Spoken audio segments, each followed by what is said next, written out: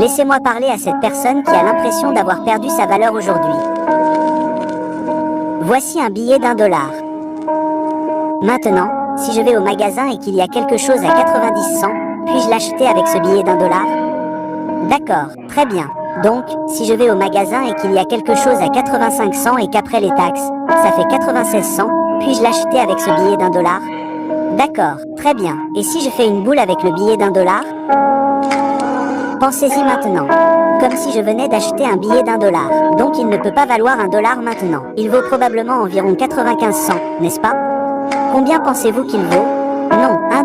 Écoutez, vous devez faire attention. Je viens de le raser, donc il ne vaut clairement plus $1. Très bien. Et si je marche dessus? Et si je le piétine? Je viens de le piétiner. Combien vaut-il maintenant? Peut-être 65 cents, 68 cents. Ça vaut quand même $1. D'accord. Et si je le mettais en bouteille? Et si je le bourrais, puis que je le mettais à la poubelle, et qu'il se retrouvait là avec des déchets, avec de la bière, du chewing-gum et un tas d'autres trucs dégueulasses, et qu'un type dans la rue sortait le dollar, le dépliait. Combien ça vaut maintenant? Peut-être 82 cents et... Allez, au moins 92 cents. C'est bon, très bien. Et si je le mettais en boule, et si je marchais dessus, et si je le mettais à la poubelle, et puis regardez ça. Je le déchire en deux. Pensez-y maintenant, n'est-ce pas? Combien ça vaut maintenant? $1. Je pourrais le scotcher. Waouh.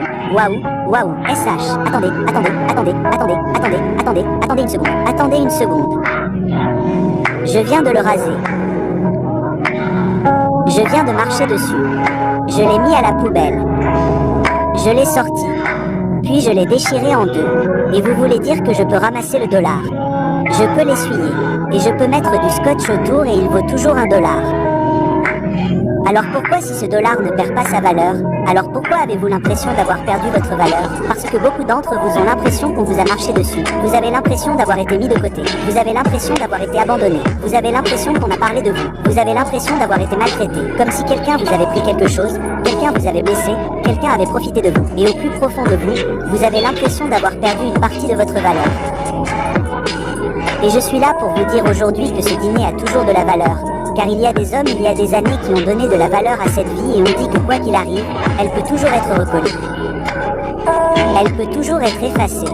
Et je suis là pour vous dire que vous avez été créé, que vous êtes né, que vous êtes là, que vous avez une vie, un but et de la valeur.